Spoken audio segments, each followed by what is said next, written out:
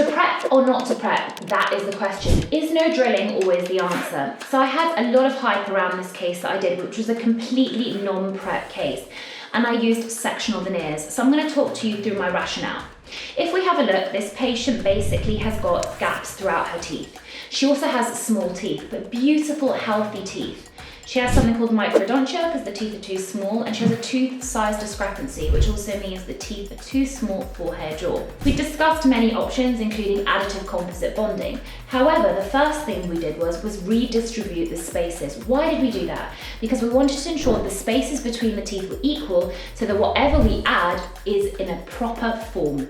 We did Invisalign, and with Invisalign we used something called the Bolton's analysis, which basically works out the spacing, and I planned the smile around the Bolton's analysis to make sure that the spaces between the teeth were absolutely perfect. Once this was done, I sent it to Dr. Mittal. Dr. Mittal's my periodontal specialist. Why? Because we wanted to higher the gum line. The patient has a gummy smile, so she shows a lot of gum on smiling, and we wanted to make sure, because the teeth were small in size, they looked bigger once the gum was removed.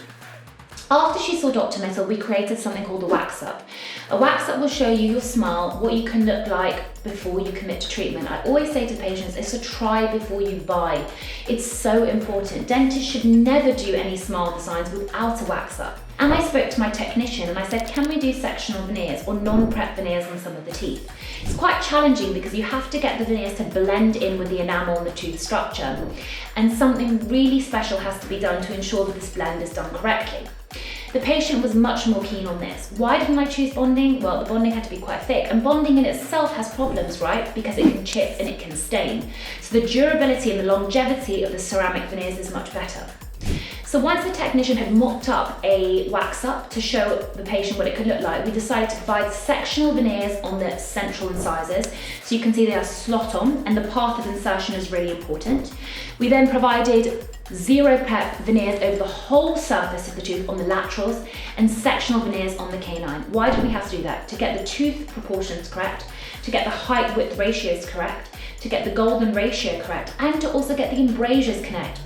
Because if you got just the laterals and the centrals without the canines, the gaps between the laterals and the canines would have been too big and the patient would have complained. Now, the cementation is almost the most challenging of this, because if you think about a contact lens, it's as thin as that.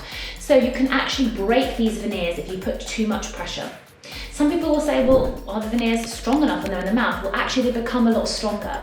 And some ceramics can behave just like enamel if they're placed properly and once they're cemented. So we glued them in. We used a split down to ensure that we didn't cause any damage with B4 clamps, because they can basically cause the veneers to fracture. It's happened to me before, we all make mistakes. And once they're in, we actually blend it into the tooth surface. So you have to use a series of polishing tools to ensure that it's blended into the tooth surface properly.